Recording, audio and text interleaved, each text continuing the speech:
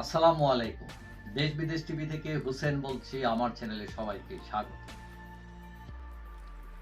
আমি একটা জিনিস বুঝলাম না, সেটা হলো যে শোনা যাচ্ছে যে সেনাবাহিনী প্রস্তাব দিচ্ছে হাসনাত আব্দুল্লাহ এবং তাদের আরো ২ জনের কাছে যে শিরীন শারমিন, সাবের হোসেন চৌধুরী, ফজলে নূর তাপস এদেরকে দিয়ে আওয়ামী লীগ দাঁড় করাবে এবং নির্বাচনে যাবে, এই টাইপের একটা কিছু।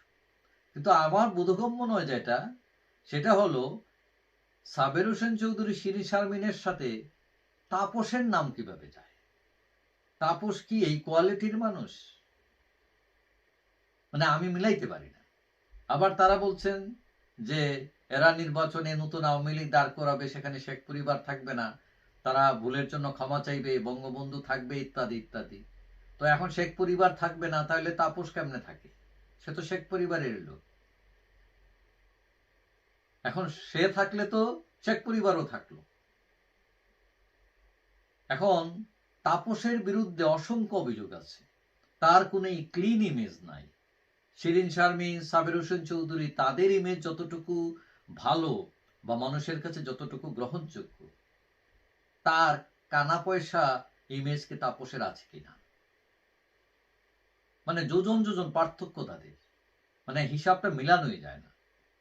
নাকি তিনি শেখ পরিবারের সাথে গাদ্দারি করে এই সরকারের সাথে আবার হাত মিলানো করছেন, মানে তলে তলে। এখন তাপস নেতা হয়েছেন, উনি কিন্তু রক্তের উত্তরাধিকারের নেতা হয়েছেন, উনি কিন্তু তার যোগ্যতা দিয়ে হননি। তিনি তো ভালো বাংলাও বলতে পারেন না। এবং যার এক সময় পকেট খরচের টাকা ছিল না, মানুষের কাছ থেকে টাকা নিয়ে, ধার নিয়ে সেই টাকা ফেরতও দিতেন না, মন খারাপ করে বাংলার বাণী অফিসে বসে থাকতেন, তিনি হঠাৎ করে রাতারাতি ১,০০০ কোটি টাকার মালিক হয়ে গেলেন কি করে? ব্যাংকের মালিক হয়ে গেলেন কি করে? এখন আওয়ামী লীগ কিছু কিছু মানুষের কাছে আলাউদ্দিনের আশ্চর্য চেহারা, মানে খালি ঘষা দেয় আর টাকা আসে। কিন্তু বেশিরভাগ আওয়ামী লীগের লোকজনদের টাকা নাই, তারা খালি কষ্টই করছে, তারা খালি স্যাক্রিফাইসই করছে, এবং এই বিপদের মধ্যে তাদের পাশেও কেউ নাই। তাদের কাছে এই আওয়ামী লীগ আলাউদ্দিন চেরাগ না, এখন অনেকটা বিভীষিকাময় হয়ে উঠেছে।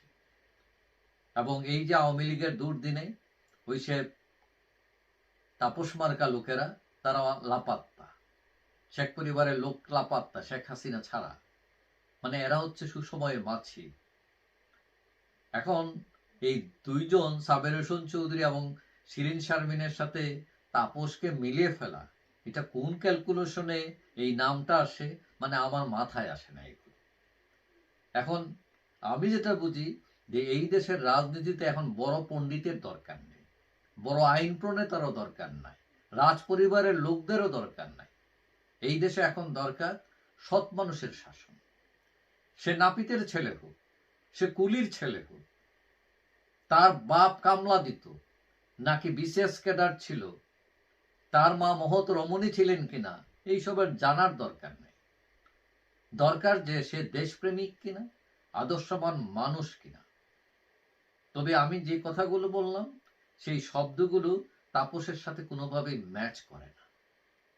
এখন যারা প্রস্তাব দিয়েছেন বলে শোনা যাচ্ছে, কোন ক্যালকুলেশনে তারা প্রস্তাব দিয়েছেন এবং আদৌ দিয়েছেন কিনা, এবং দিলে কোন যুক্তিতে তাপসের নাম ঢোকালেন, এটা খুবই রহস্যময়।